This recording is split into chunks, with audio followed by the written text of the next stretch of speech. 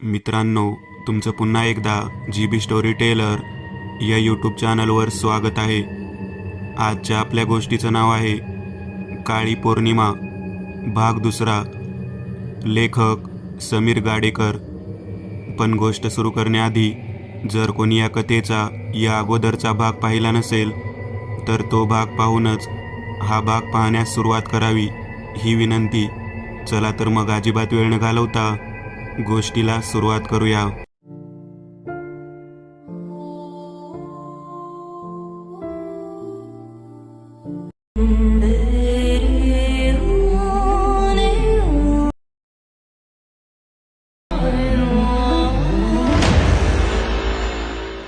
संध्याकाळी 7 वाजताची वेळ.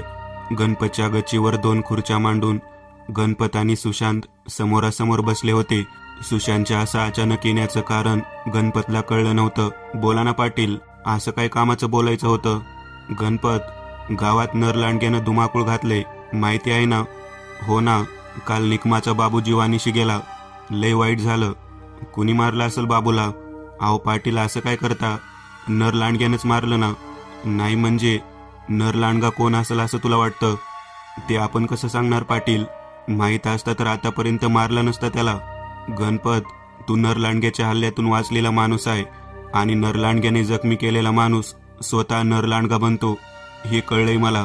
गणपतने सटकन आवाजला. थोडा वेळ आश्चर्याने सुशांतकडे पाहत राहिला, मग बोलला, हे तुम्हाला कोणी सांगितलं पाटील? मी इंटरनेटवर वाचलंय. म्हणजे तुम्हाला काय म्हणायचंय? मी नरलांडगा आहे आणि गावात जे काही चाललंय ते मी करतोय. काही बाई बोलू नका पाटील, उगा आळ घेऊ नका. आळ घेत नाही, पण खरं खोटं काय आहे ते तूच मला सांगायचं आता. पाटील, हे भलते आरोप मी खपवून घेणार नाही. तुमचा मान ठेवतो म्हणून काय बी बोलून घेऊ नका. गणपत तसा मानणार नाही हे सुशांतच्या लक्षात आलं. शेवटी नाईलाजानं त्याला सांगावंच लागलं. हे बघ गणपत, माझ्याकडे पुरावा आहे तू नरलांडगा असल्याचा. गणपतने भोवया उंचावल्या. रागाने सुशांतकडे पाहून तो बोलला, आनासमोर काय पुरावा आहे तो? गावातला जनाबाबा, त्याचा आणि तुझा सामना झालाय. आता बऱ्या बोलानं सगळं सांग, नाहीतर गावात पंचायत बोलवावी लागेल. आता मात्र गणपतचं उरलं सुरलं अवसान गळालं. पण कशावरून तो खरंच बोलतोय? बोलव का त्याला? कर सिद्ध मग पंचायतीसमोर की तू निर्दोष आहे म्हणून. नको नको पाटील, तसं काही करू नका. मग बोल आता सगळं खरं खरं. अगदीच हतबल झालेला गणपत चेहरा उतरवून बोलायला लागला. पाटील, मी त्या दिवशी लांडगा बनून जंगलात फिरत होतो तेव्हा अचानक जनाबाबा समोर आला. तो कुऱ्हाडीने वार करून मला संपवायच्या बेतात होता, पण त्याच्यावर हल्ला चढवून शितापीनं त्याच्या तावडीतून निसटून पळालो. गावातच शिकारी राहतो हे मला त्या दिवशी कळलं. मी घाबरलो. हा मला संपवणार या भीतीनं मी पौर्णिमेच्या रात्री बाहेर निघणं बंद केलं. आता जे काही चाललंय त्यात माझा काहीच हात नाही. निकमाच्या बाबूला कोणीतरी दुसऱ्यानं मारलंय, पण पानसेंच्या राजूला तूच उचलून घेऊन निघाला होता ना? गणपत लाजेने मान खाली घातली. हो पाटील, पण त्यानंतर मी नरलांडगा बनणं बंद केलं. नालायका, तो मुलगा हातचा निसटला म्हणून वाचला. नाहीतर मला माफ करा पाटील, गावात कुणाला सांगू नका. सुशांतचे पाय धरत गणपत बोलला, पण आता हे सगळं कोण करत असेल असं तुला वाटतं? हो, आहे एक संशय आहे. संशयच नाही तर पूर्ण खात्री आहे मला. कुणावर संशय आहे? बोल लवकर. जनाबाबा. ते कसं काय? पाटील, तुम्हाला आता माहितीच आहे की नरलांडग्याने ज्याच्यावर हल्ला केला तो स्वतः नरलांडगा बनतो. त्या दिवशी मी जनाबाबावर हल्ला केला तेव्हा माझा हात त्याच्या खांद्यावर पडून त्याच्या खांद्याला जखम झाली. आता तो सुद्धा नरलांडगा बनला आणि तोच हे सगळं करत असेल. 100% सांगतो. पण मी त्याला भेटलो तेव्हा त्याच्या अंगावर जखम किंवा रक्ताचे डाग दिसले नाहीत. नदीवर अंगरका धुताना आणि पट्टी बांधताना मी बघितलंय त्याला, त्यामुळे दिसले नसल. सुशांतच्या पुढे आता मोठा पेच निर्माण झाला. जनाबाबावर नरलांडग्याने हल्ला केला हे स्वतः जनाबाबाने सांगितलेलं होतं आणि बाबूवर हल्ला झाला तेव्हा गणपत घरातच होता. त्यामुळे गणपतवर विश्वास ठेवणे भाग होते. थोडा वेळ विचार करून सुशांत बोलला, चल जनाबाबाला भेटून येऊ. खरं खोटं काय ते स्पष्ट करू. नाही पाटील, काहीच फायदा होणार नाही. घटनेला 2 महिने झालीत. त्याची जखम आता भरली असेल. आपण काही सिद्ध करू शकणार नाही. तो मानणार नाही. म्हातारं लई चालाक आहे. आपल्यावर संशय निर्माण झाला हे त्याच्या लक्षात आलं तर तो गाव सोडून जाईल. मग त्याला पकडणं कठीण होईल. त्यापेक्षा त्याला रंगेहात पकडलेलं बरं. पुढची पौर्णिमा येईपर्यंत धीर धरा, पाळत ठेवून पकडा आणि लावा सोक्षमोक्ष या प्रकरणाचा.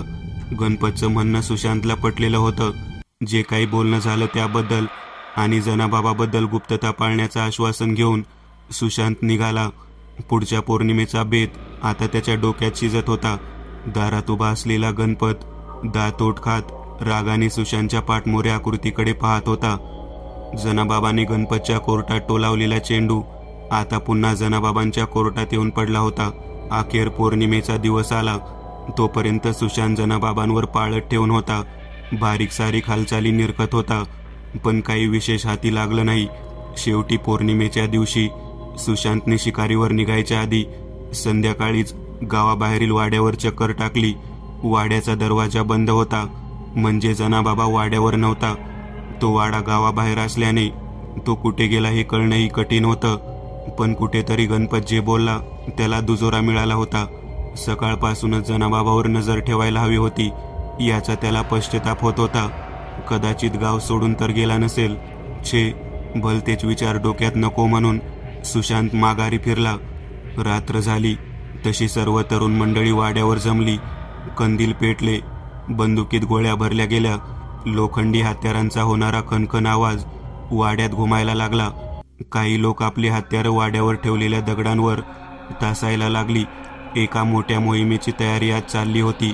वाड्यापुढून जाणारे लोक कुतूहलाने वाड्याच्या दारातून आत पाहत होते. कंदिलाच्या प्रकाशाने त्याचे लक्ष वाड्यामध्ये वेधल्या जात होतं. शिकारीवर निघायला सुशांतसह सर्व ताफा सज्ज झाला. यावेळी त्याने जास्त लोक जमवलेत. चांगला 10-12 लोकांचा जमाव आता जमला होता. वाड्यावर आज एकच गलका उडाला होता. अखेर 10 वाजले. हत्यारं घेऊन आपापसात कुजबुजत लोक जंगलाकडे निघाले. वेस ओलांडून तापा जंगलात शिरला. भयान अंधारात आता पावलांचाच काय तो आवाज कानी पडत होता. जंगलात शोधाशोध सुरू झाली. बघता बघता 12 वाजले. यावेळी हाती काही लागणार नाही का? कुठवर हा खेळ चालणार? या विवंचनेत असलेला सुशांत थोडा त्रस्त झाला होता, पण तो हार मानणारा नव्हता. लोक सुद्धा कंटाळून जातील. शेवटी प्रयत्न मध्ये सोडावा लागे. नाना शंका कुशंकांनी सुशांतचं मन वेढलं असतानाच अचानक बाजूच्या झाडीत कसली तरी हालचाल झाली. ताफा जागेवर थिजला. लोक एकमेकांकडे पाहायला लागले. त्या बाजूला बराच अंधार होता. कोणीतरी झाडामागून थोडं मागे चालत गेला असावं. सगळ्यांच्याच काळजाचा ठोका चुकला. लोकांनी हातातील हत्यारं घट्ट धरली. सुशांत पुढे सरकला. आवाज आलेल्या दिशेने चालू लागला. दबकत दबकत इतरही लोक चालू लागले. थोडा वेळ शांततेत गेल्यानंतर पुन्हा पानांची सळसळ ऐकायला आली. जमलेल्यांची हृदय धडधडायला लागली. सुशांतने आवाज आलेल्या बाजूच्या सभोवताल लोक उभे केले. आता चहूबाजूने लोक आतल्या दिशेने चालायला लागले. ती संबंधित व्यक्तीमध्ये फसली होती. एका मोठ्या झाडामागे एक अंधुकशी आकृती नजरेस पडत होती. एका कंदीलधाऱ्याचे हात थरथरत होते. सुशांत त्या व्यक्तीकडून कंदील घेऊन पुढे निघाला. चालताना त्याचंही काळीज धडधडत होतं. अचानक वारा सुटला. झाडांची सळसळ वाढली. सुशांत आता झाडाच्या अगदी जवळ पोहोचला. थोड्याच अंतरावर ती आकृती उभी होती. वाऱ्याने कंदील हालत होता. कुणाच्याच तोंडून आवाज निघत नव्हता. काही लोक थोडे दूरच उभे राहिले होते. झाडाजवळ पोहोचून सुशांतने मोठ्या हिमतीने कंदील वरती धरला आणि समोरील दृश्य पाहून त्याने डोळे पांढरे केले. आश्चर्याने तो 2 पावलं मागे सरकला. हळूहळू लोक झाडाच्या दिशेने पुढे निघाले. व्यक्ती नजरेस येता सर्वांनी आवाजला. थोडा वेळ निर्माण झालेल्या स्तब्ध शांततेचा भंग करत सुशांत बोलला, "जनाबाबा तू?"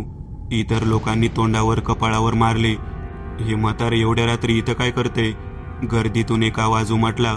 तशी जमावात कुजबूज सुरू झाली. "जनाबाबा, एवढ्या रात्री इथं काय करतोस?" सुशांतच्या आवाजाने जमाव शांत होऊन जनाबाबांकडे पाहायला लागला. "मालक, मी तालुक्याला काही कामानं गेलो होतो. काम आटोपेपर्यंत उशीर झाला. मग जंगलातून घरी जात असताना दुरून मला तुम्ही दिसले. उगाच माझ्यावर संशय घेतला जाईल म्हणून मी इथं लपलो." जनाबाबा काहीतरी सबब सांगतोय हे सुशांतच्या लक्षात आलं. "पण बाबा, तू तालुक्याला कसल्या कामाने गेला होता?" सुशांतने विचारलं. "मालकांनी पगार घ्यायला बोलावलं होतं." यावेळचं कारण संशय घेण्यासारखं नव्हतं. पण एक काम आटोपून तू दिवसाच गावी परतू शकला असता. एवढी रात्र करायची गरज काय? आता जनाबाबा कैचीत सापडला. मालक, पण मी काय म्हणतो, आता इथं किस पाडत बसल्यापेक्षा आधी ज्या कामासाठी आलोय ते काम आधी आटोपून गावात गेल्यावर निवांत बोलूया ना, नाही का? एवढं बोलून जनाबाबाने सुशांतला डोळ्याने इशारा केला. जनाबाबाला काही वेगळं सांगायचं आहे, पण तो एवढ्या लोकांसमोर बोलू शकत नाही हे त्याला कळलं. ठीक आहे, चला सगळे लागा कामाला. जमाव पुन्हा जंगलात गस्त घालायला लागला. जनाबाबा सुशांतजवळ जाऊन हळूच पुटपुटला, मालक, मी लोकांसनी सांगून गावाकडे निघू का? का? सुशांतच्या डोक्यात संशय भडकला. रात्रभर फिरूनही मग फायदा होणार नाही का? मी म्हणजे शिकारी सोबत असताना नरलांडगा आपल्या जवळ फिरकणार नाही. चुकून आला तरी मला पाहून पळून जाईल. तसं एवढ्या लोकांसमोर मी काही करू शकणार नाही. मी जरा वेगळ्या बाजूने जातो. सुशांतला त्याच्यावर विश्वास ठेवणं भाग होतं, कारण या गोष्टी जनाबाबाने आधीच त्याच्याजवळ बोलून झाल्या होत्या. तो सोबत असला तर नरलांडगा सापडणार नाही. सगळी मेहनत वाया जाऊन निराश होऊन घरी परतावं लागणार. पण हाच नरलांडगा असला तर? सुशांत कोड्यात फसला. डोक्यावर हात मारून तो विचारात मग्न झाला. पण त्याला सोबत घेऊन फिरलो तरी सुद्धा फायदा होणार नाही, कारण एवढ्या लोकांसमोर तो नरलांडगा होऊन आपलं बिंग स्वतःच काय म्हणून फोडणार. त्यापेक्षा त्याला वेगळं होऊ देणं बरं. तो गेल्या बाजूने पाठला करत कदाचित त्याला पकडता येईल. झाला सुशांतचा निर्णय. लवकरच तिढा सुटला. ठीक आहे बाबा, तू निघ घराकडं, आम्ही शिकार आटपून येतो. सुशांत थोडा जोरात बोलला. तसा जमाव त्याच्याकडे पाहू लागला आणि जनाबाबांनी लोकांचा निरोप घेऊन जंगलाच्या दुसऱ्या बाजूची वाट धरली. बाकी कार्यक्रम पूर्ववत चालू झाला.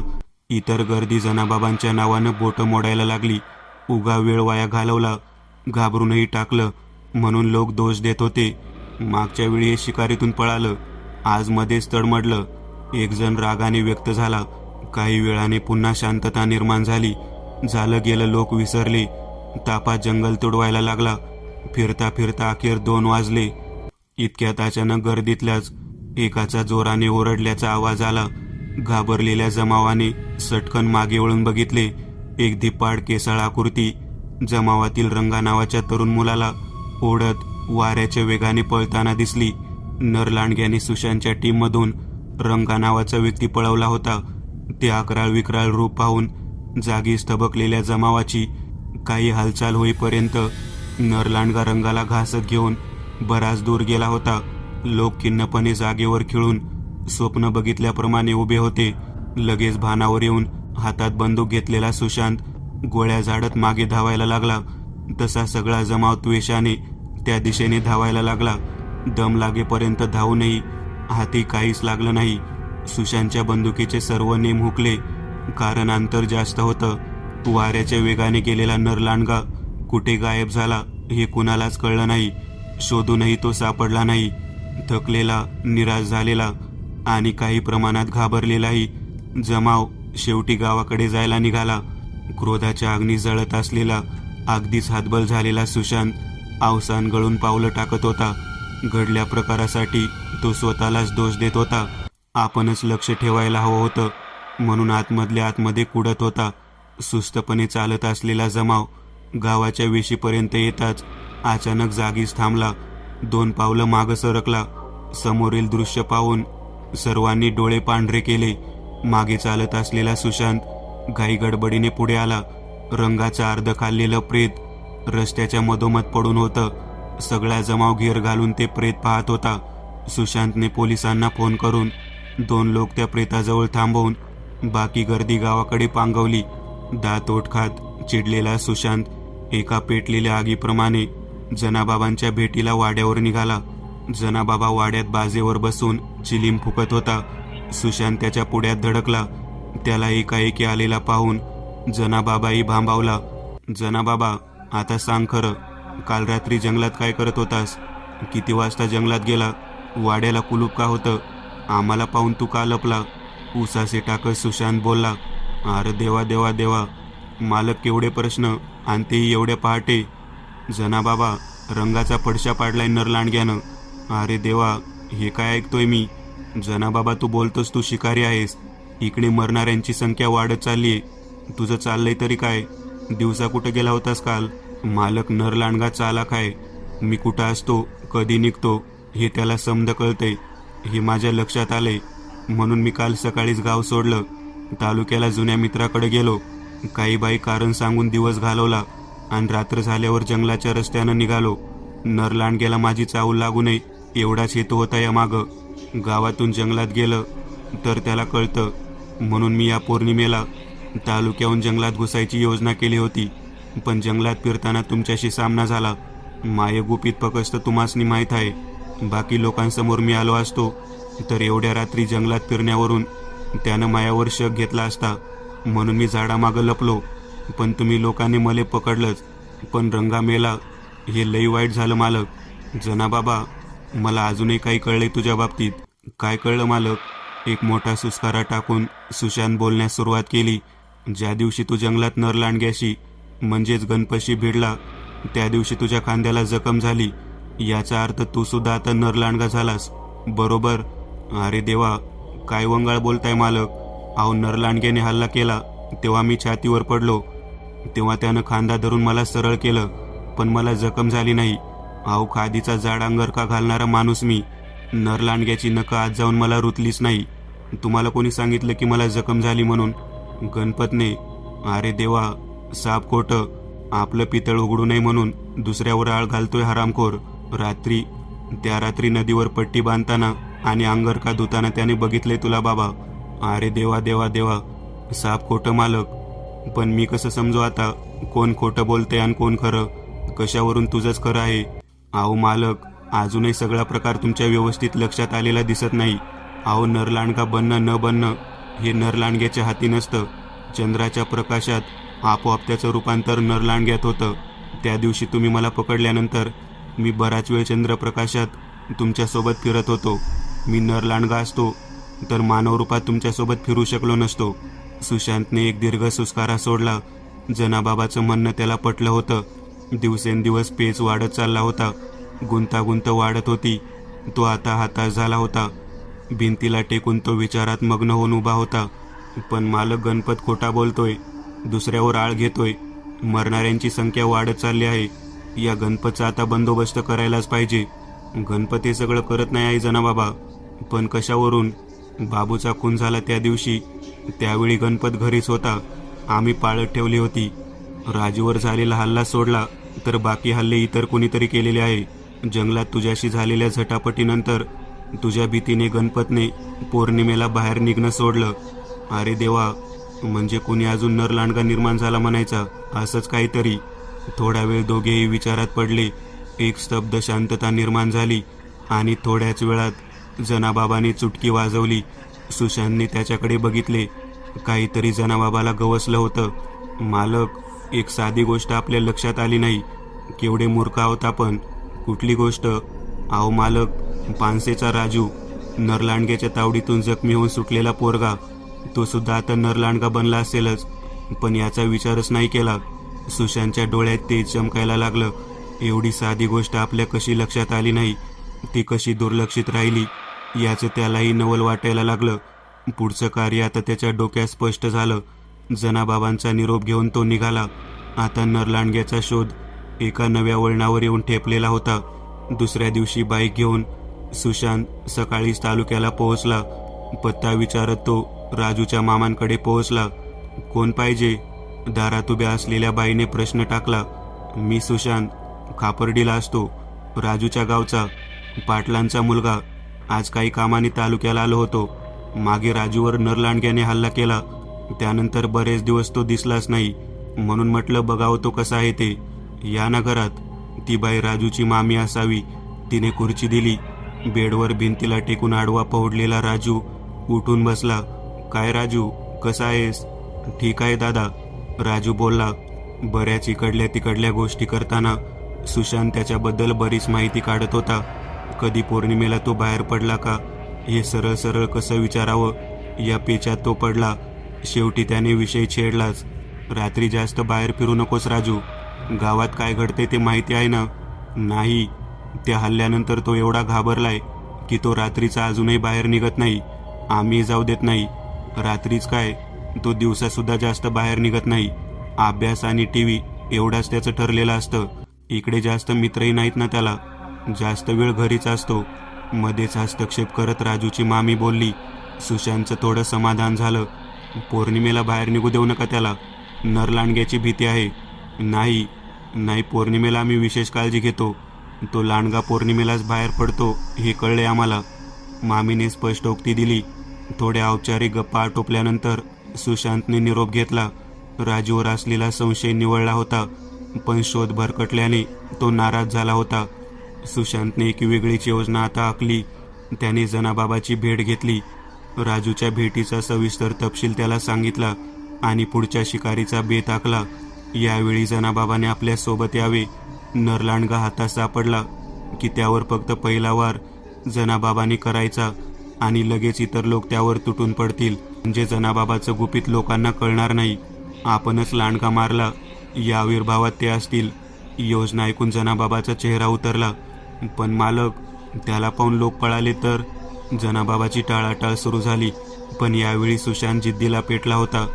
ते काही नाही बाबा, यावेळी तुला माझं ऐकावंच लागेल. पण मालक, मी सोबत असताना घाबरून लांडगा समोर येणारच नाही. सारा वेळ फुकट जाईल. हाती काहीच लागणार नाही, जनाबाबा काकुळतीने बोलला.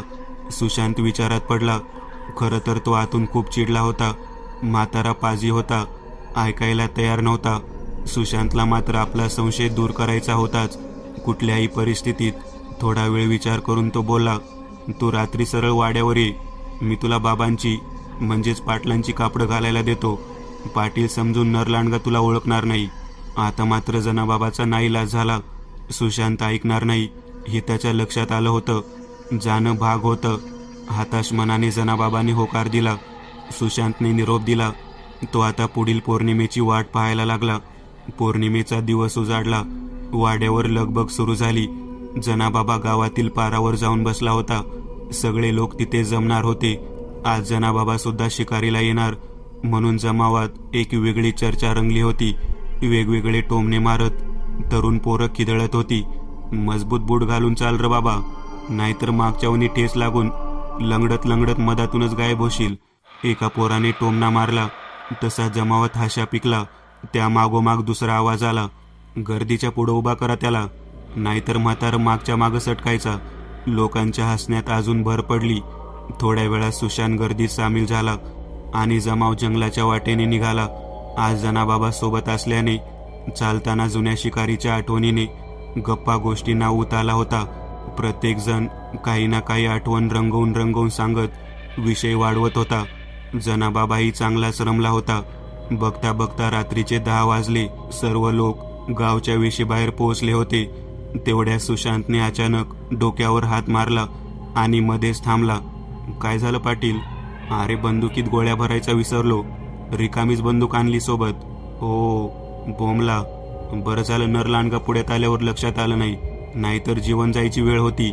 गर्दीतून एक जण, तुम्ही इथेच थांबा, मी लगेच जातून येतो म्हणत सुशांत घराकडे निघाला.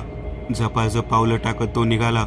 जमलेले लोक आता वेशी बाहेरील एका झाडाखाली जमिनीवरच 2 पायांवर बसले. बसल्या बसल्या चर्चा रंगली. जनाबाबा आपण प्राण्यांच्या केलेल्या शिकारींची वर्णनं रंगवून सांगण्यात गुंतला. गर्दीतील लोक कान टवकारून ऐकत होते, तर मध्येच विविध प्रश्न विचारत चर्चेत उत्साह निर्माण करत होते. बघता बघता 1 तास निघून गेला. मध्ये सुशांत अजूनही आला नाही म्हणून एकाने शंका व्यक्त केली. तसा जमाव भानावर आला. जंगलात जायला जास्त उशीर नको म्हणून एकच कुरबुर उठली.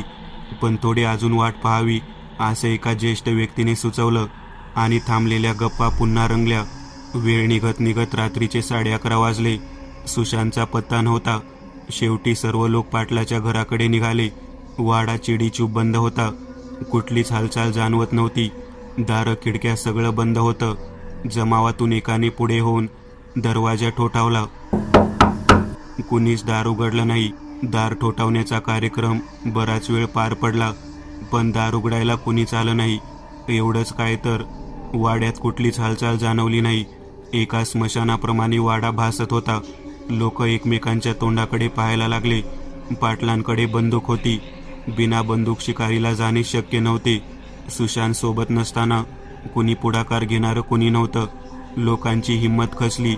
शेवटी जमाव आपापल्या घराकडे पांगला.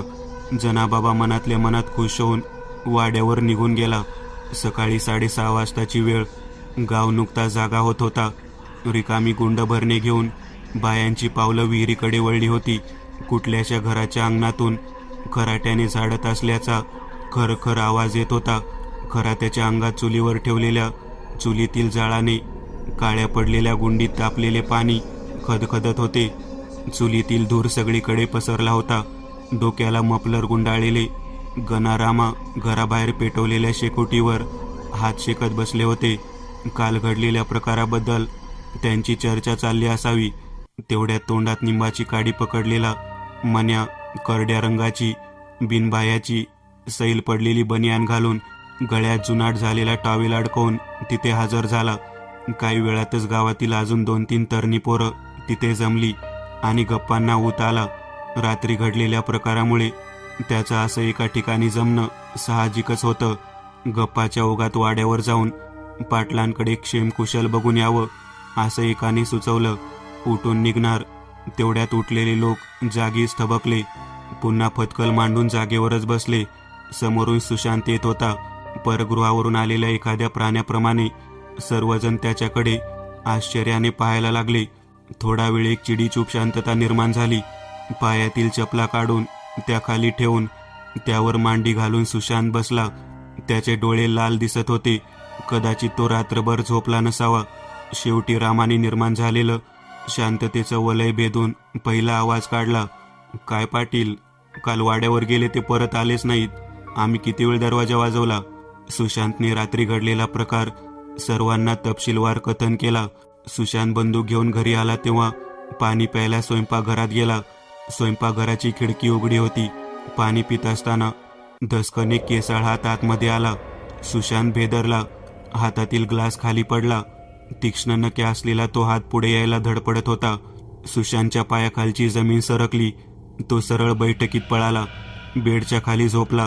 बैठकीच्या खिडकीतून 2 सोनेरी डोळे चमकत होते. हळूहळू सुशांतच्या नजरेसमोर संपूर्ण चित्र स्पष्ट झाले. रागाने लालबुंद झालेला नरलांडगा खिडकीला धडका मारून आत घुसण्याच्या प्रयत्नात होता. पहिल्यांदाच नरलांडग्याचं प्रचंड आकराळ विक्राळ रूप पाहत असलेला सुशांतची जणू वाचाच बसली होती.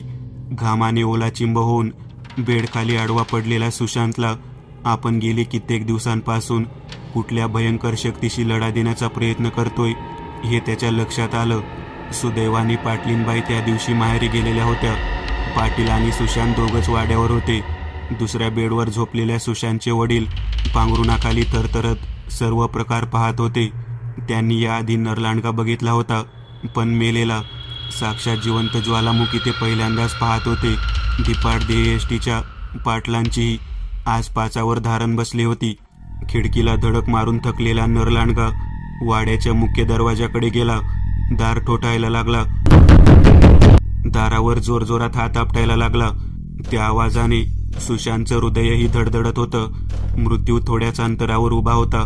उद्याची सकाळ आपण बघतो की नाही याचाही भरोसा सुशांतला वाटत नव्हता. दारावर हात आपटण्याचे आवाज अचानक थांबले. थोड्याच वेळाने पुन्हा दार वाजवणे सुरू झाले. जंगलाच्या रस्त्यावरून वाड्याकडे सुशांतला घ्यायला निघालेला जमाव वाड्यावर पोहोचत असताना नरलांडग्याने बघितला. त्या जनाबाबा दृष्टीस पडताच त्याने तेथून पळ काढला. वाड्यावर पोहोचताच जमावाने दार ठोठावणे सुरू झाले. नरलांडगास दार ठोठावत आहे हे समजून सुशांतने दार उघडण्याचे टाळले.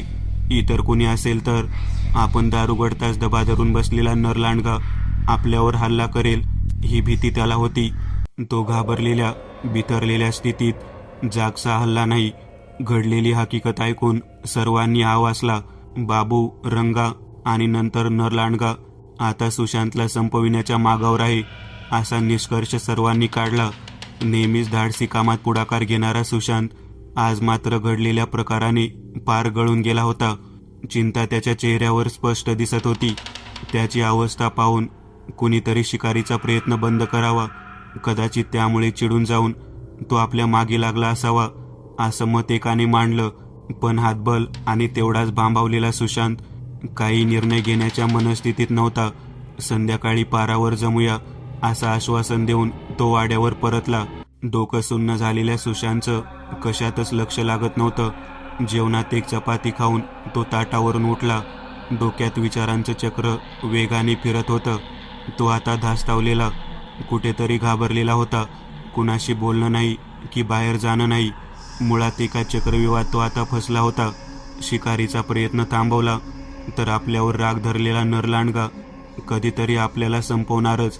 शिकारीच्या प्रयत्नात त्याच्याशी आमनासामना झाला आणि आपली ताकद चालली नाही तर तो तिथेच आपला फडशा पाडेल. करावं तरी काय? या निर्णय प्रक्रियेत तो आता पुरता एकटा पडला होता. अंगातील त्राण संपलं होतं. त्याच्याशिवाय पुढाकार घेणारं कुणी नव्हतं. मोहीम अर्धवट सोडली तर पुढे गावाला भयंकर परिणाम भोगावे लागतील. 24 तास विचारात असलेला सुशांत स्वतःला सावरायचा आटोकाट प्रयत्न करत होता. दिवस जात होते तसतसा तो हळूहळू सामान्य होत गेला. जमावात गर्दीत वेळ घालवू लागला. हळूहळू गेलेला आत्मविश्वास परत येत होता. अंगात उत्साह परतत होता. निर्णय पक्का होत होता. आता एकच वेळ पूर्ण शक्तीनिशी उठायचं आणि काम पत्ते करूनच दम घ्यायचा हा निश्चय त्याने केला. येत्या महिनाभरात त्याने वेगवेगळ्या योजना आखल्या. अखेर सर्व बुद्धी खर्ची घालून यावेळी भयंकर वेगळा आराखडा आखला. जीवावर बेतण्याची शक्यता होती पण आता माघार नाही हा ठाम निर्धार करून त्याने कमालीची गुप्तता पाळून योजनेवर काम करायला सुरुवात केली. आता मात्र नरलांडग्याचा शोध अंतिम टप्प्यात होता. बस फक्त पौर्णिमेची रात्र येण्याची वाट बघणेच बाकी होते. एका भयानक अमानवी शक्तीचा अंत आता जवळ आला होता. पौर्णिमा आली. सुशांत सकाळपासूनच कामाला लागला. योजनेप्रमाणे गावातील सर्व तरुण शेतकऱ्यांना त्याने केलेल्या सूचनांप्रमाणे काही जास्त सामान भरलेल्या बैलगाड्या शेतांच्या वाटेने निघून गेल्या.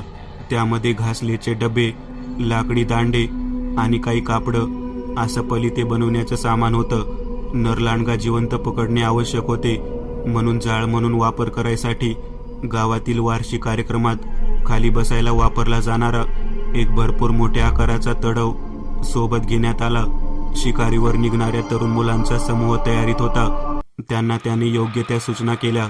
संध्याकाळ संपून रात्रीच्या गर्द अंधाराने गावावर पाय पसरायला सुरुवात केली. चांदण्या लकलकत होत्या. चंद्र माथ्यावर येऊन आता गावात एक हलकासा प्रकाश फुलला. आज आभाळ स्वच्छ होतं. कंदिलाच्या वाती पेटल्या. हत्यारांची खणखणाट झाली. चपलांचा टपक टपक आवाज उमटवत तरुण मुलांचा जमाव आता जंगलाकडे निघाला. आजच्या मोहिमेत बऱ्याच लोकांचा समावेश असल्याने गाव ओस पडल्यासारखं भासत होतं. जमाव वेशीपर्यंत पोहोचला तसा सुशांत जमावास काहीतरी कारण सांगून वेशीवरच थांबला. रस्त्याच्या कडेला असलेल्या एका दगडावर तो बसला. बाकी जमाव जंगलात निघून गेला. त्या भयान अंधारात प्रचंड राक्षसाप्रमाणे भासणाऱ्या त्या झाडांखाली असा एकटा बसताना त्याच्या काळजाचा थरकाप उडत होता. श्वासोच्छ्वास तीव्र झाला होता. सुशांत बसला असलेल्या जागेच्या अवतीभोवती असलेल्या झाडीत सकाळी शेतीवर गेलेले शेतकरी हातात पलिते घेऊन लपून बसले होते. ते कामावरून आज घरी गेलेच नव्हते तर त्या जागी दबा धरून बसले होते. मोहिमेच्या या नवीन हिश्श्याची नरलांडग्यास माहिती मिळू नये म्हणून सुशांतने अशी योजना केली होती. झाडीतील लोक आपापसात गप्पा ठोकत होते. सर्वांच्या नजरा जंगलाच्या दिशेने लागल्या होत्या. जणू सीमेवरील टेहळणी करणाऱ्या सैनिकांच्या नोकरीवर ते रुजू झाले होते. मध्येच एकाने बिडी काढून पेटवायला सुरुवात केली. तशी दुसऱ्या व्यक्तीने ती बिडी हातातून ओढून दूर भिरकावली. तसा तो व्यक्ती रागाने पाहू लागला. येडा आहेस का? नरलांडग्यासनी इशारा देतोय का की आम्ही येथे लपलोय या मासनी खायला म्हणून? एक वेळ नरलांडगा पकडला की मग त्याच्या चितेवर पेटव बिडी आणि पोटभर पी. सदर व्यक्ती बोलला आणि दुसऱ्यास शांत केले. पुन्हा शांतता निर्माण झाली. श्वासोच्छ्वासाचा आवाज त्या भयान शांततेत स्पष्ट ऐकायला येत होता. मध्येच रानात एखादं कुत्रं भुंकत होतं तर मध्येच पानांची सळसळ ऐकायला येत होती.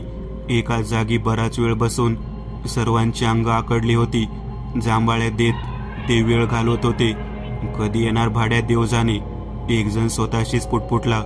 तेवढ्यात एका व्यक्तीला आपल्या बाजूचा थरथर कापताना आढळला. त्याने तो पाहत असलेल्या दिशेने नजर फिरवली तसा तो जागेवरच खिळला. बोबडी वळली. आता आजूबाजूच्या लोकांनी जंगलाच्या वाटेकडे रोखल्या गेलेल्या नजरा गावाकडे वळवल्या. प्रचंड राक्षसी रूप धारण केलेला नरलांडगा गावातून जंगलाकडे निघाला होता. ते अकराळ विक्राळ रूप पाहून सर्वांचीच पाचावर धारण बसली. लोक जागीच थरथरू लागले. पण इकडे रस्त्याच्या कडेला बसलेला सुशांत, त्याची काय अवस्था असेल. जागीच थरथरत असलेला सुशांत डोळे फाडून समोरचं दृश्य पाहत होता. सर्वांगाला घाम फुटला होता.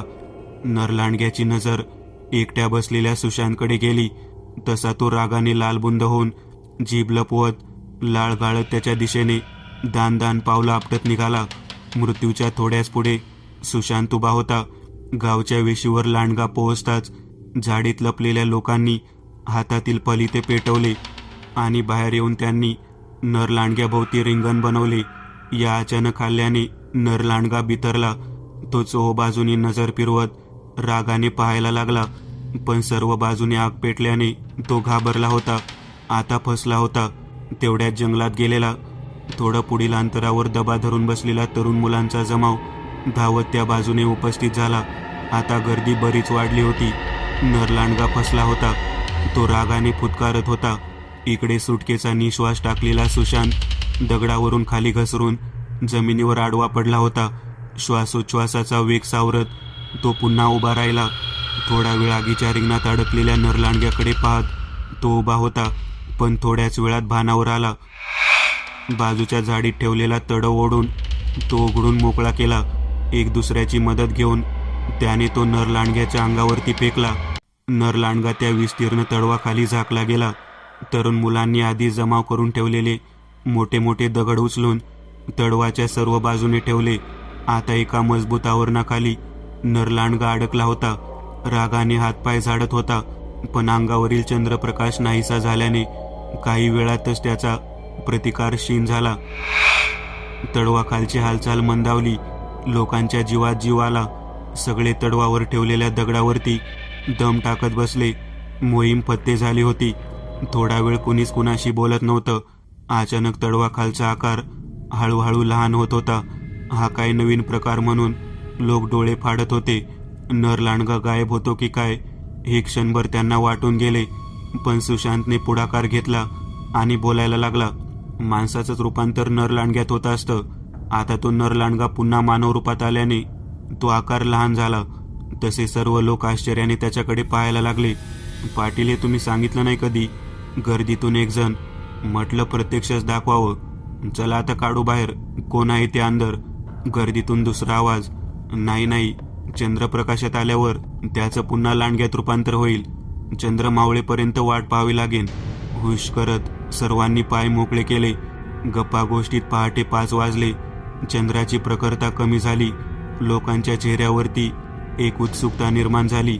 तडवाखालची आकृती शांत स्तब्ध बसून होती. लोकांनी हळूहळू तडवावरती चोहोबाजूंनी ठेवलेले दगड उचलायला सुरुवात केली. संपूर्ण दगड उचलून झाल्यानंतर तो तडव मागे ओढायला सुरुवात झाली. सर्वांचं हृदय जोराने धडकत होतं. कोण असेल आत? गावातीलच कोणी असेल की अजून कोणी? सर्वजण श्वास रोखून उभे होते. सुशांत जागीच पुतळ्याप्रमाणे उभा होता. त्याच्या डोळ्याची पापणीही लवत नव्हती. तडव मागे गेला. गुडघ्यात डोकं खुपसून बसलेली आकृती नजरेस पडली. तशा सर्वांच्या भोया उंचावल्या. डोळे पांढरे फटक पडले. डोळे फाडून ते पुढे बघत होते. पुतळ्याप्रमाणे उभा असलेला सुशांत ताडकन भानावर आला. समोरील प्रकार अगदीच विचित्र होता. कोणी कधीच कल्पना केली नसेल असा. सुशांतने गर्दीतून दोघांना जवळ बोलावून त्यांच्या कानात काहीतरी सांगितले. ते दोघे गावात निघून गेले. ते दोघे तडक गणपतच्या घरी गेले. दार वाजवले. दार उघडताच ते काही न बोलता सरळ गणपतच्या पलंगाकडे गेले. पांघरून मागे ओढले. अचानक झोप मोड होऊन गणपत डोळे चोळत होता. त्याला काही कळायच्या आत त्या दोघांनी त्याला सरळ उचलून घराबाहेर आणले. जंगलाच्या दिशेने चालत निघाले. काय होत आहे हे गणपतच्या लक्षात येत नव्हते. पाटलांनी वेशीवर बोलावले. एक जण बोलला आणि झपाझप पावलं टाकत तिघेही वेशीकडे निघाले. गणपत वेशीवर पोहोचताच लोकांच्या गराड्यात मध्यभागी बसलेल्या त्या व्यक्तीवर त्याची नजर पडली. तसा त्याचा चेहरा उतरला. अवसान गळालं. गर्दीच्या मध्यभागी गणपतची प्रेयसी गंगा गुडघ्यात डोकं ठेवून हुमसून हुमसून रडत होती. तडवाखाली बसल्याने तिचे केस विस्कटले होते. ती सतत घालत असलेल्या कपड्यांवरून ती ओळखायला आली. गणपतच्या हृदयाला पाझर फुटला. तो धावतच तिच्याकडे गेला. तिला छातीशी कवटाळून तिच्या जवळ बसला. जमलेली गर्दी सुन्न होऊन वाचा बसल्याप्रमाणे सगळा प्रकार पाहत होते. सुशांत अजून आला नाही म्हणून त्याला शोधत पाटील दात घासत वेशीपर्यंत पोहोचले होते. चालत चालत ते गर्दीच्या अग्रभागी जाऊन उभे राहिले. सुशांतने घडलेला सगळा प्रकार पाटलांना सांगितला. गंगाच लांडगा हे कळल्यावर त्यांचा पारा चढला. रागाने डोळे लाल झाले. काय ग भवाने, काय थेर चालवली ती? कुठून शिकलीशी विद्या? लोकांचा जीव घेताना लाज कशी वाटली नाही तुला? कशापायी चालवलंस हे सगळं? गंगा काही बोलायच्या परिस्थितीत नव्हती. ती फक्त रडत होती. सुशांतने थोडं शांततेने काम घेतलं. तो पुढे झाला. हे बघ गंगा आणि गणपत, तू सुद्धा, हे सगळं काय चाललंय? कशासाठी हा खेळ चालवलाय हे सगळं सविस्तर तुम्ही सांगायला पाहिजे. नाहीतर. ती काय बोलणार पाटील? मी सगळं सांगतो. गणपतने गंगाची बाजू सांभाळली. मुळात या सगळ्याला मीच कारणीभूत आहे. तिचा बिचारीचा काही दोष नाही. गणपत सर्व गुपित सांगतोय हे बघून जमलेले सर्व लोक पुढे सरकवून बसले. दाटीवाटीने गणपतच्या आजूबाजूला घेर घालून जणू कथा ऐकायला सर्वजण बसले होते. गणपत पुढे बोलायला लागला. गावदेवीची जत्रा होती त्या दिवशी. सगळा गाव जल्लोषात व्यस्त असताना मी जंगलात गेलो. नवीन रूप धारण करून मी अगदीच माझ्यात आलो होतो. मानवी रक्ताची भूक लागली होती. पण त्या दिवशी गावदेवीचा उत्सव असल्याने जंगलातल्या वाटेवर कोणीच फिरकलं नाही. गावातील सर्व लोक बाहेरच असल्याने गावात जाणेही शक्य नव्हते. शेवटी मी उपाशी पोटीच घरी परतलो. मानवी रक्ताची भूक भागली नव्हती. नवीन रूपाबद्दल कुतूहल पण होतं. म्हणून मग पुढच्या पौर्णिमेला मी पुन्हा जंगलात गेलो. नर लांडगा बनलो. एक जंगली जनावर मारून खाल्लं. पण भूक भागली नव्हती. जंगलातल्या रस्त्यावर कुणीच फिरकलं नाही. शेवटी मी आपला मोर्चा गावाकडे वळवला. पानसेंचा राजू अलगद माझ्या हातात सापडला. पण जंगलात नेताना तो हातून निसटला. दुसऱ्या पौर्णिमेलाही माझी भूक भागली नाही. नंतरच्या पौर्णिमेला मी जंगलात निघालो. तेव्हा अचानक मला गंगेला भेटायची हुकी आली. मी झोपडीकडे वळलो. गंगा मागच्या बाजूनं भांडी घासत होती. मला पाहून ती हरकली. तिने मला घट्ट मिठी मारली. सोडायला तयार नव्हती. मलाही थोडं बरं वाटत होतं. पण तिथं अंगाशी लगट करण्यात बराच वेळ निघून गेला. चंद्रावर प्रखरता वाढत होती. अंगाला केस फुटायला सुरुवात झाली होती. लवकरात लवकर निघायला हवं होतं. गंगा सोडायला तयार नव्हती. ही अशी ऐकणार नाही म्हणून मी हलकेच तिच्या मानेवर चावा घेतला. ती ओरडली. मिठी सैल झाली. तिच्या ओरडण्याने तिची आई जागी झाली. आई येईल हा बहाणा सांगून मी पळ काढला. पण चावा घेतला तोपर्यंत माझे दात थोडे मोठे झाले होते. अनकुचीदार असल्याने एक दात हलकासाच, पण आत घुसून तिला जखम झाली. असं काही होईल असं मला वाटलं नव्हतं. मी तिथून निघून धावत धावत थेट जंगलात पोहोचलो. शिकार मिळाली नाही. पण गावातील जनाबाबाशी माझी गाठ पडली. त्याच्याकडे चांदीची कुऱ्हाड होती. त्याच्या कुऱ्हाडीपुढे माझी संपूर्ण शक्ती शीन पडत होती. या कुऱ्हाडीचा वार आपला जीव घेऊ शकतो हे माझ्या लक्षात आलं. तसं जनाबाबा सामान्य माणूस नाही. तो आपल्याला संपवू शकतो याची जाणीव झाली. त्याची धास्ती घेऊन मी पौर्णिमेला जंगलात जाणं सोडलं. आता रात्रीच्या वेळी मी गंगीच्या झोपडीत तिची आई झोपल्यावर घालवू लागलो. तिची आई अंगणात झोपत होती. याचा फायदा मी घेतला. पुढच्या पौर्णिमेला गंगीच्या झोपडीत तिच्याशी लगट करत पडलो होतो. रात्री 12च्या सुमारास लघवीला जायचं म्हणून गंगा न्हाणीघरात गेली. न्हाणीघर बाहेरच्या बाजूला होतं. त्याला छत नसल्याने चंद्राचा प्रकाश पडून तिच्या अंगाला केस फुटायला लागले. दात बाहेर यायला लागले. या प्रकाराने घाबरून गंगा झोपडीत येऊन मला बिलगली. घडला प्रकार सांगितला. मी कपाळावर हात मारला. मानेवर चावा घेतल्याने नरलांडग्याचा गुण आता गंगातही आला होता. शेवटी मी सगळं सत्य तिला उलगडून सांगितलं. ती घाबरून गेली. त्याच दिवशी सकाळी पाटलांनी दरवाजा ठोठावला. आम्ही पकडल्या गेलो. जमलेल्या लोकांपुढे आमचा अपमान झाला. लफडं पकडल्या गेल्याने गावभर बदनामी झाली. आमच्याकडे वेगळ्या आणि तुच्छ नजरेने लोक बघायला लागले. पण प्रकरण तेवढ्यावर थांबलं नाही. तर बाबू आणि रंगा हे तरणेगडी हात धुवून गंगाच्या मागे लागले. त्यांच्या मनात पाप होतं. गंगेला भोगायला त्यांची जीभ आसुसलेली होती. वाईट इशारे करून टोमणे मारूनच ते थांबले नाहीत. तर एक दिवस बाबूने रात्रीच्या अंधारात गंगाचा हात पकडला, जोर जबरदस्ती करायला लागला. गंगा कशी बशी त्याच्या तावडीतून पळाली. रंगा तर एके रात्री सरळ गंगाच्या झोपडीत घुसला. तिच्या आईच्या आरडाओरडीने तो शेवटी पळाला. पण एक दिवस तुला माझ्या पुढे झुकावंच लागणार. त्या किडक्या गणपतपेक्षा आमच्यात काय कमी आहे ग, म्हणून बोलून गेला. आम्ही दोघंही कंटाळलो होतो. माझं काही चालत नव्हतं. ते दोघेही तरणे अंगापिंडानं मजबूत असल्यानं मी काही करू शकत नव्हतो. मग शेवटी आमच्यातल्या शक्तीचा उपयोग करायचं ठरवलं. मी गावातच राहून सर्व हालचालींवर नजर ठेवत होतो. गंगाला सर्व प्लॅनबाबत सावध करत होतो. शेवटी आम्ही रंग आणि बाबू संपवला. पुढचा नंबर सुशांतचा होता, कारण आमच्या या दशेस पाटीलच कारणीभूत होते. माझा सर्व जमावासमोर अपमान केला. गावभर बदनामी झाली. अपमानी जीनं नशिबी आलं. वरून नरलांडगा मारायचा म्हणून आमच्या जीवावरही उठले. आमचा नाईलाज झाला. शेवटी आम्ही पकडल्या गेलो. आता आमच्या जगण्याला काहीही अर्थ नाही. बोलून गणपत सुन्न झाला. सगळा गाव आता वेशीवर जमा झाला होता. सर्वांना घडला प्रकार कळला होता. सर्व कर्मकहाणी ऐकल्यानंतर पाटलांच्या मनात त्यांच्याविषयी सहानुभूती निर्माण झाली. गावात चला आधी, तिकडेच न्यायनिवाडा करू, पाटील बोलले आणि सर्व वरात गावाच्या दिशेने निघाली. गावात पाटलांनी न्याय केला. रंगा आणि बाबूने गंगाच्या जीवाशी खेळ केला होता. ते निर्दोष नव्हते, तर पानसेंचा राजू गणपतने उचलला होता, पण तो जीवाने वाचला. म्हणून पाटलांनी गणपत गंगाला झुकती बाजू दिली आणि दोघांना गावच्या मध्यभागी खोली बांधून दिली. पौर्णिमेची रात्र घराबाहेर न पडण्याची ताकीद दिली. सर्वांचं लक्ष राहील म्हणून ती खोली गावच्या मध्यभागी बांधली. गंगाची आईही तिथेच राहत होती. दिवस जात होते. पाटलांच्या न्यायाचे पालन होत होते, पण गणपत गंगाचं जीवन अधिकच खडतर बनलं. लोक अगदीच वेगळ्या नजरेने त्यांच्याकडे पाहत होते. कुठल्याही कार्यक्रमात त्यांना बोलावत नव्हते. रंगा आणि बाबूच्या परिवारातील सदस्य तर उठसूट अपमान करून त्यांच्यावर राग काढत होते. तरुण मुलं टोमणे मारायची. शेवटी ते दोघं जास्त वेळ घरातच काढायचे. गावात मिसळणं त्यांना कठीण झालं होतं. काही महिन्यातच गंगाची आई वारली. अंतिम संस्काराला पाटलांच्या गड्यांव्यतिरिक्त कुणीही आलं नाही. सर्व गावाने जणू त्यांना वाळीत टाकून केलेल्या गुन्ह्याची शिक्षा दिली होती. अशाच एका दिवशी त्यांच्या खोलीतून लोकांना वास यायला लागला. दार ठोठावून कुणी उघडत नव्हतं. दार तोडून लोक आतमध्ये गेले. दोघांची प्रेत जमिनीवर पडली होती. पिकांवरील फवारणीचं औषध पिऊन दोघांनी आत्महत्या केली होती. अशाच एका रम्य दिवशी पारावर तरुण मुलांचा घोळका गप्पा ठोकत बसला होता. त्या दिवशी पौर्णिमा होती. साहजिकच नरलांडग्याचा विषय निघाला. रात्री बाहेर निघू नका रे, आज पौर्णिमा आहे, नाहीतर नरलांडगा पकडल, एक मुलगा बोलला आणि एकच हाशा पिकला.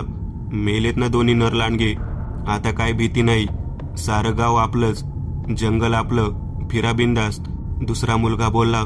त्यांच्या ह्या गोष्टी ऐकून त्या घोळक्यात बसलेला पानसेंचा राजू मात्र गालातल्या गालात हसत होता. मी एक नवीन चॅनल ओपन करत आहे. त्यावर तुम्हाला ॲनिमेटेड हॉरर स्टोरीज पाहायला मिळतील. त्या चॅनलची लिंक या व्हिडिओच्या डिस्क्रिप्शनमध्ये दिलेली आहे. चॅनलला सबस्क्राईब करायला विसरू नका. मित्रांनो, आज पुरतं एवढंच. तुम्हाला जर काही गोष्ट आवडली असेल तर नक्की लाईक करा. तुमच्यापैकी बरेचसे जण व्हिडिओ लाईक न करताच पळून जातात, पण हा जर व्हिडिओ तुम्ही लाईक केला तर मला जरा बरं वाटेल आणि असेच भारी भारी व्हिडिओ बनवायची माझ्यात एनर्जी येईल. त्यामुळे नक्की लाईक करा. आणि अजूनही कोणी या चॅनलला सबस्क्राईब केलेलं नसाल तर लगेच सबस्क्राईब करून टाका. आणि बाजूची घंटी ती मात्र दाबायला विसरू नका. देवाची घंटी आहे ती.